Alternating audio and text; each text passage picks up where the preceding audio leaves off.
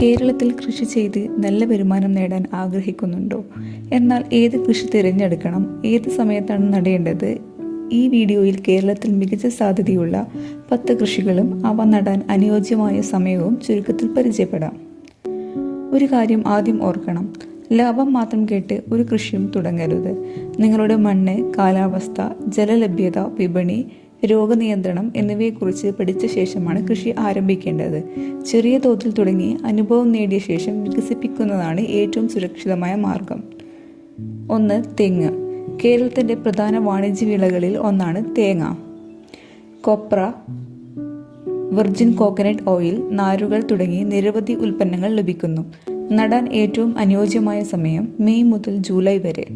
2. കുരുമുളക്. കറുത്ത സ്വർണം എന്നറിയപ്പെടുന്ന കുരുമുളക് ആഭ്യന്തര വിപണിയിലും കയറ്റുമതിയിലും ആവശ്യക്കാരുള്ള വിളയാണ്.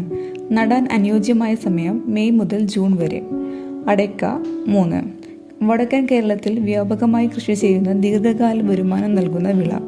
നടാൻ അനുയോജ്യമായ സമയം ജൂൺ ഓഗസ്റ്റ്. 4. ഇഞ്ചി. ഭക്ഷ്യ ഔഷധ മേഖലയിൽ വലിയ ആവശ്യക്കാരുള്ള വിള. ഏകദേശം 8 മുതൽ 9 മാസത്തിനുള്ളിൽ വിളവെടുക്കാം. നടാൻ അനുയോജ്യമായ സമയം ഏപ്രിൽ ജൂൺ. 5. മഞ്ഞൾ. മസാലയായും ഔഷധമായും ഉപയോഗിക്കുന്നതിനാൽ മികച്ച വിപണിയുള്ള വിള. നടാൻ അനുയോജ്യമായ സമയം ഏപ്രിൽ ജൂൺ. 6. വാഴ. കേരളത്തിൽ വർഷം മുഴുവൻ ആവശ്യക്കാരുള്ള വിള. നല്ല പരിപാലനം നൽകിയാൽ മികച്ച വരുമാനം ലഭിക്കും. നടാൻ അനുയോജ്യമായ സമയം മെയ് സെപ്റ്റംബർ. 7. കറിവേപ്പില. ചെറിയ സ്ഥലത്ത് പോലും കൃഷി ചെയ്യാവുന്ന സ്ഥിര വരുമാന സാധ്യതയുള്ള വിള. നടാൻ അനുയോജ്യമായ സമയം ജൂൺ ഓഗസ്റ്റ്. 8. കൈതച്ചക്ക. ജ്യൂസ്, ജാം, ഭക്ഷ്യ സംസ്കരണ മേഖലകളിൽ നല്ല ആവശ്യക്കാരുള്ള വിള. നടാൻ അനുയോജ്യമായ സമയം മെയ് ജൂലൈ. 9. ജാതിക്ക. ജാതിക്കയും ജാതിപത്രിയും ഉയർന്ന മൂല്യമുള്ള സുഗന്ധവ്യഞ്ജനങ്ങളാണ്. നടാൻ അനുയോജ്യമായ സമയം ജൂൺ ഓഗസ്റ്റ്. 10. അലങ്കാരപ്പൂക്കൾ. ഓർക്കിഡ് പോലുള്ള അലങ്കാരപ്പൂക്കൾ നഴ്സറികൾക്കും അലങ്കാര വിപണികൾക്കും മികച്ച വരുമാന സാധ്യത നൽകുന്നു. പല ഇനങ്ങൾക്കും നടാൻ അനുയോജ്യമായ സമയം ജൂൺ സെപ്റ്റംബർ. ഓർക്കുക, ഒരു കൃഷി ലാഭകരമാണെന്ന് പറഞ്ഞാൽ അത് എല്ലാവർക്കും ഒരുപോലെ ലാഭം നൽകണമെന്നില്ല.